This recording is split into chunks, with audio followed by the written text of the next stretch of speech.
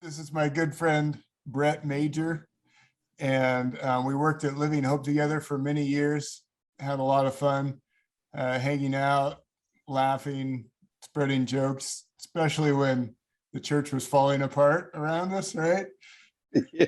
That was the church. Some of you might remember it's going to be a movie because the fallout was such a disaster that they're going to make a movie out of it. So Brett and I were talking about what characters should play us, and who did you say should play you? Oh, Robbie Coltrane. Robbie Coltrane. So I'll put that picture up. Yeah. Oh yeah, that's spot on. I like that.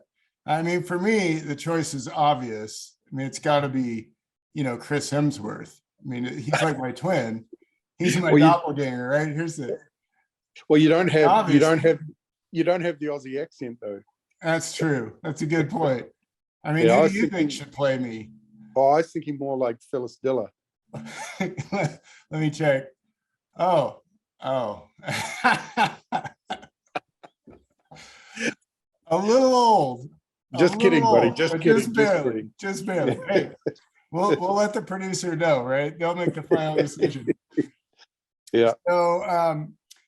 So Brett, you and your wife and your family are from New Zealand, which is why you're a perfect candidate to interview about the series that we're doing. And again, the series is Ignite on the Move, and we're just looking at ways we can learn from Christians around the world, different cultures, different faiths, and we feel like that diversity makes our lives and our faith richer. And as the accent gives away, you're the real deal. You grew up in New Zealand. Yes, I did. So what was that like growing up in New Zealand? Well, it is a paradise. It's like a cold Hawaii. There's no snakes. You want to go fishing, you just go fishing. There's no licenses to go fishing. There is, obviously size limits and bag limits and stuff like that. But we had a pretty awesome childhood for sure, That does sound like a paradise to me. Yeah. Fishing whenever you want. Lord of the Rings was filmed there. Yep, that's about 35 minutes from where I live. Wow. Hasn't there been a lot of movies that have filmed there? Yeah, there is. My brother actually worked on the movie. He thatched the roofs in Hobbiton. No way. Yeah. I don't remember. Yeah. That's amazing. I don't remember you saying that. Yeah. So he's an artist, and he got invited to come and help out, and he was building fence lines and all kinds of stuff. It was great. Wow, what a project. So when did you move to the United States? Anniversary of Pearl Harbor, 2007. Okay. December 7. Yep. Wow, that was right before we had the big housing crash. Yeah, that's right. Welcome to America. Yeah, seriously. We had an opportunity here to come, and I remember back in 1987 it was, a friend of mine got married in Canada, and so we went to a wedding, and we happened to be in LA for 10 days doing the whole, Knott's Berry Farm, Disneyland. And we went to a church there, and the lady picked me out of the crowd and said, which was unusual because she was playing this huge saxophone and leading the worship, which was back then was unusual. It wasn't a guy for a start. Well, yeah, the saxophone is still unusual, leading worship. Yeah. Anyway, she goes, young man, I've got a word for you. And she goes, you did not come to America by accident. And I'm thinking, how do you even know that I'm not from America? Like, it was so random. And she spoke a bunch of stuff and said, I called you long before you began to walk in it, and then here we are. It was funny because it was February of 2007, and it was 20 years later. And I'm like, okay, well, obviously, God, that was a false word. I'm never going to come to America. And then December 7, I arrived in the States. Wow. So yeah, God God placed that a long time ago in my heart, and you know, it finally came to fruition. So here we are.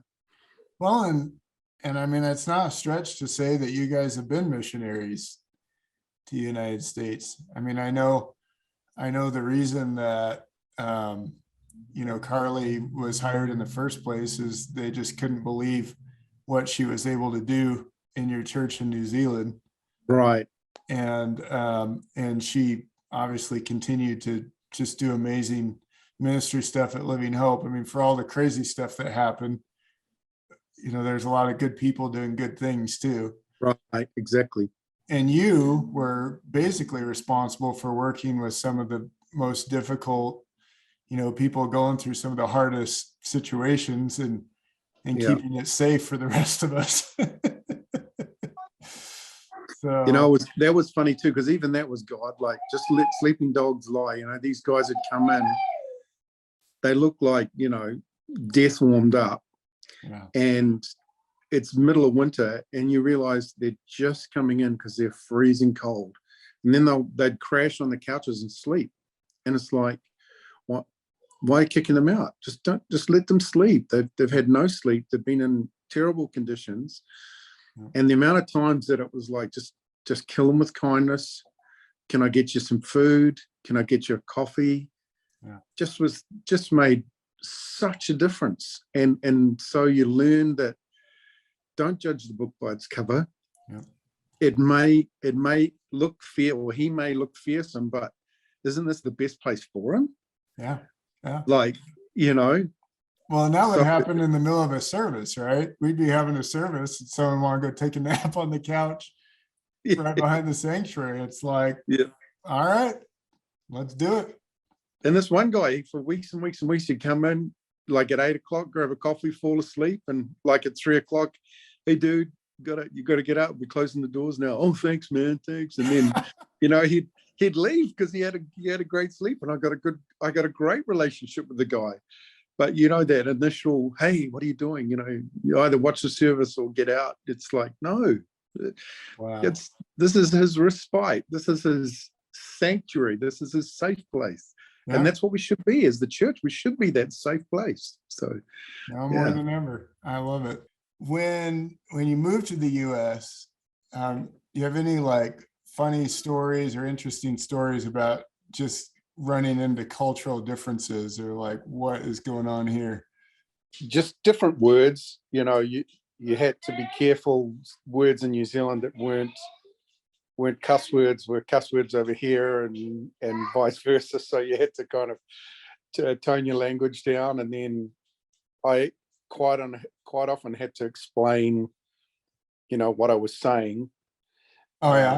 Over and over, because of course growing up, we had American television and English television. And so didn't matter how fast an American talked, I could understand them, but they couldn't understand a word I was saying. And yeah, so there was a lot of lost in translation for sure. And you were swearing like a sailor and didn't even realize it. Yeah, I remember one of the ladies at church saying, "You can't say that here. Oh, you can't say that here. Oh, you can't say that here." And I'm like, my God, what can I say? What's wrong with you people? This country is no fun. Yeah. So. Oh yeah. Man.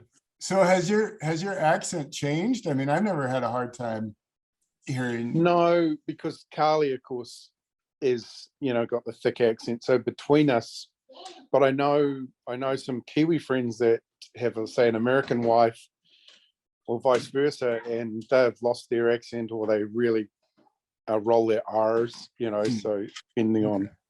What are some things you really miss about New Zealand culture or growing up there?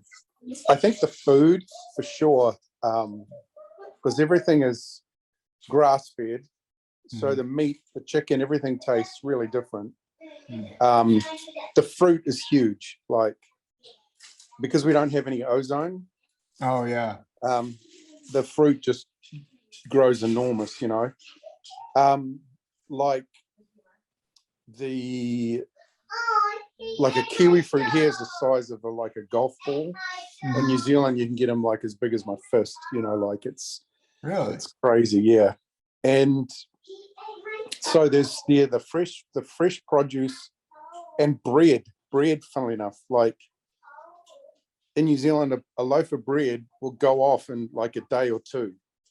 Whereas here, you can leave a loaf of bread on while you toast it for weeks. Like the preservative. It's just ridiculous. But there's a bakery on every corner in New Zealand, so everything's just fresh. Like it's we're the same size as kind of California, Oregon, and Washington is length and the same width kind of thing. So yeah, it's so here it's kind of like a trendy lifestyle thing, or buy organic, go to organic restaurants, things like that. There it's just a way of life. Yeah. And it's always been that way as long as I remember. Absolutely. Like it's not a trend, it's just how we roll. The downside of the fruit and all of that kind of thing is that we have the highest skin cancer rate in the world. Well, you have no ozone, so yeah, there's no ozone, there's no pollution, so it's the sun on your your skin and the sun. There's no in fact during summer, and it's not even that hot. Like it doesn't get as hot as it does here, and it doesn't get as cold. But we have an 8-minute burn time in summer. Wow. Where your skin, hold your hand out for 8 minutes and it's burnt. Wow. Like it's crazy. Well, and the other thing you were saying that goes along with that, just kind of cultural lifestyle, you were telling me that in New Zealand, you guys don't take pills for anything. No. Like it was so weird to come to America and we got a smorgasbord of pills for everything you can imagine. I know. That was a real shock. That was actually a big shock because I'm like, you take what now? For what now? So go for a walk. Get in the fresh air. What are you doing? So what are some things that New Zealanders find funny about Americans?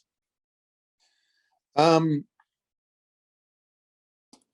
think the general knowledge of even like I remember flying on a plane and I was next to a businessman, and this is like back in the 90s, and I leaned over and said, "Oh, whereabouts is Charlotte?" And the guy goes, "I don't know."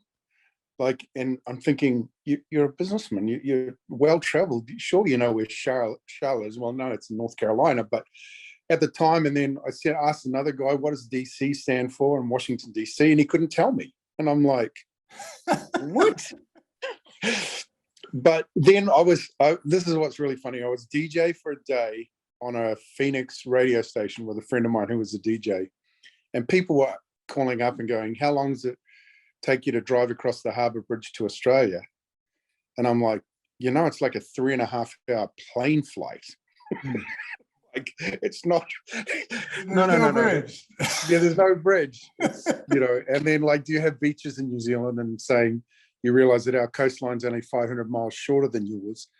And they're like, yeah, but you're just an island. And it's like, yeah, we're completely surrounded by water. So you've got Canada on one side and Mexico on the other side. So you've only got the left and right side. So just stuff like that just I guess America is so large, it has its own news generated. Yeah.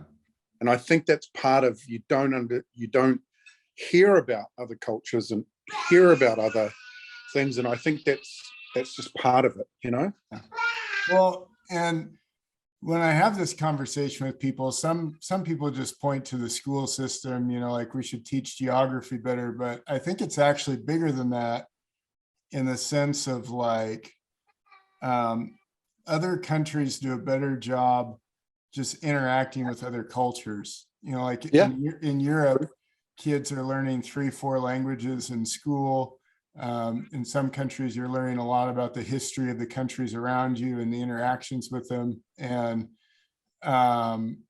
it's very common for, including myself, for Americans to know one language and to not have really a great sense of the world or our relationships to other countries beyond, just big events and things like that, which I think we're worse off for. I think, it's something that's worth taking the time to explore. Well, for New Zealanders, I think too, if you go south of us, it's Antarctica, right? So we're we're about as far off the planet as you can possibly be. And so the world seems huge to us and we want to discover the world. In fact, there was a stat for a while that more New Zealanders were missionaries than any other country in the world per capita. Really? Yeah. But that's really died off, unfortunately. So, but there was a time when, there was a missionary in just about every country in the world from New Zealand. So, well, that's a great transition to my next question. So why, any thoughts about why that was, or where that missionary heart came from in the Church of New Zealand? Well, it's really funny because we have the nickname of God's own. That's what they call New Zealand, God's own, because it's like a paradise. And if you can imagine what heaven would be like, it's pretty easy to imagine, because I just imagine New Zealand, like the just cool beaches and the bush, and there's no predators, there's no snakes, so you can walk, or if you want to, you're not going to get attacked or stung, or so it's but I think that the being such a small country and wanting to know what the rest of the world is like, because you're so far away from everything. And they always talk about, well, I'm going to go to college, but I'll go and do my big OE, my overseas trip, and so I'll do that first, and then they come back and they'll go to college or whatever. So there's that wanting to see the rest of the world. It's definitely we're on this island, and I think America too is the big brother, and so there's this you want to outdo your big brother kind of thing. So and I think there's a sort of an entrepreneurial there's a spirit that we want to do the best we can. Like we've got the first guy that climbed Mount Everest, Sir Edmund Hillary. There's a ton of firsts that we've done as this tiny nation, and I think there's some pride in that. Women's rights. Yeah, that's right. Women's rights, the first country to allow women to vote. Really? Yeah, and the woman that led that is on our $10 note. Wow. Yeah, so no women on our notes here. Yeah, that's true. There's no woman on our notes. Yeah. Sorry, my daughter's giving me some running commentary as well. So. Is that Eden? Yep, that's Eden. What's up, Eden? She was in my youth group, everybody. She's a wonderful lady. Love her a lot. Yeah, that's her daughter you can hear in the background. That's awesome. That's awesome. So would you call it like an underdog mentality? Oh, definitely. We're always doing hey, we're a great country for our size, or look at the medals we got at the Olympics, and we're third per capita. Wow. we always it's never about the volume of medals, it's per capita. It's always that. Look what we've done, because there's only, when I left there was 4 million, there's now 5 million of us, but it's, so there's lots of room. You think how many million people are in California, Washington and Oregon, and we've only got 5 million in the same space. So yeah, there's a lot more than that just in California, I believe. Yeah. So, and it's really interesting because, I'm sure you picked up over the past few years that in America, we kind of think we're the best at everything. Right. Like we have almost no underdog mentality about anything. Even stuff that we're way down the list on, we tell ourselves we're the best at.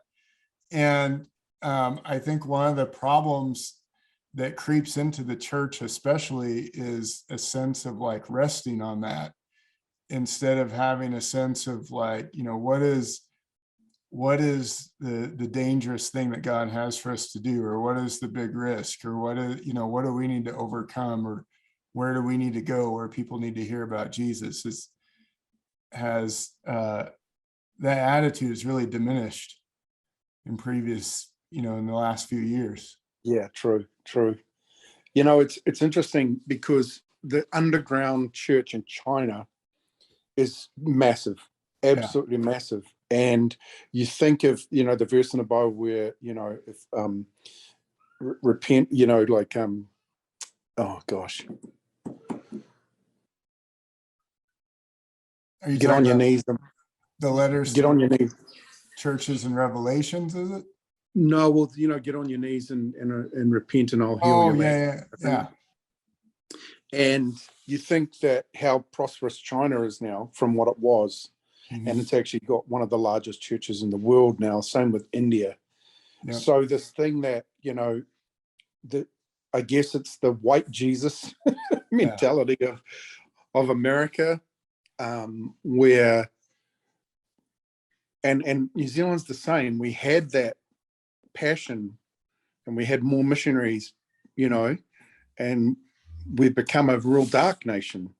Just what's happening right now. Even our abortion laws and things like that are just horrendous. Abortion up to birth and things like that. We've gone this really dark road, which is really disappointing as a New Zealander. But then, I think there's a transition, I think, happening in the world, and the white nations or the English speaking nations are not the leaders in Christian culture anymore. They're just not. We think we are. We think it's our white Jesus is going to save everyone, but it's not. There's a guy named Luis Palau. I'm sure you've heard of. I don't know if a lot of our speakers will have, but his sons now run his organization. It's a large evangelism organization. And Andrew, one of his sons, was telling me that in South America, I think it was, they had a meeting of megachurch pastors, and Luis Palau and his sons are South American. I think they're from Brazil, and they were invited, but they said no American pastors were invited. They were invited because they were South American. And the reason is that they said American pastors always come into these meetings telling everybody what to do. And all of their churches are growing faster than our churches by a long shot, which I think just kind of captures it, where we should come in with the attitude of help us and teach us what's working for reaching people. We still have this mindset of sit down, get ready to take notes. We'll tell you how this goes. Yeah. Well, the biggest crusade I went to was the Luis Palau crusade in New Zealand in 1982 or 83, something like that. Sort of showing my age now, but I think the beard takes care of that already. Yeah. I'm only shaving. I'm only not shaving, sorry, because I've shaved my whole life and now I'm not working. I just, do I tell them what I've got? Is this okay to say that, or? It's up to you. Okay, so I've got kidney disease and I need a kidney transplant. So if you guys want to pray for something, hey, I'd be happy about that. So because I've shaved my whole life since I was 15, it's like, you know what? The heck with it. I'm just going to grow a beard. Yeah, I don't have to show up to work. I'm trying to impress anyone. So the beard came out. I think it's a really good look. I think it looks good, and we will definitely pray for you. So I appreciate that. Yeah, I appreciate it. I hope you feel our prayers. So what are some other things that Christians in New Zealand do specifically that Americans might be able to learn from? I think we really love our worship, but a lot of free worship, where it's not, they're just playing melodies and you're singing away to God in your own language or your own way. And there's always time for that in the services that I've been in.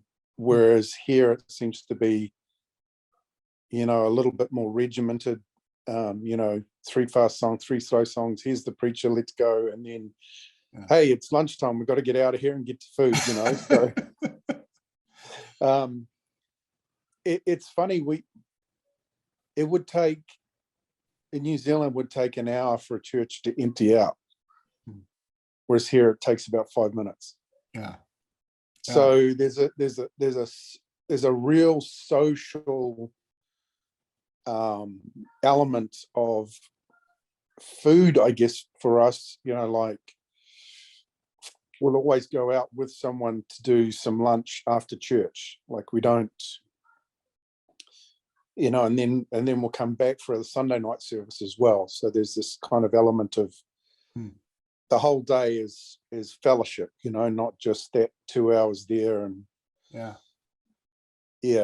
We actually heard a testimony from our pastor who's done a lot of work in Hawaii. So he was talking about Pacific Islanders. And that was a big theme with Pacific Islanders, is that, you know, church is not a checklist. It's not like a, you know, do this from 10 to 11 so you can check it off your list. It's more about being with people and being with Jesus. And if that bleeds out into the rest of the day, then we're all better for it. Yeah, it is weird. It's definitely like, you know, there's a 9 o'clock or the 11 o'clock service. If there was one like that in New Zealand, it'd be all the old folks because they got up early, not because they, well, I want to get church out of the way. That's not the thinking behind it. It's just, well, I'm up now, I might as well go to church. Yeah. So yeah, just definitely a different cultural feel for sure. But and ours is very social. It's always around food, you know. Hey, we're going to do a big feed this Sunday, and everyone, you know, it's a potluck, and so bring your massive kiwis and your bring your fish and chips and your pies, and let's get into it. Well, hey, man, I appreciate your time so much. I mean, we could hang out forever and shoot stories back and forth. It's always a blast, and we will definitely pray for you. We're actually going to play this for 2 weeks because we do the same lesson for high school and then for junior high. So we'll pray for you for the next 2 weeks. And, I appreciate it. Give everybody a big hug and kiss for us, especially that new baby. And we'll stay in touch. Thanks, Josh. I appreciate your time, man. No problem. I'll talk to you later. Okay. Cheers.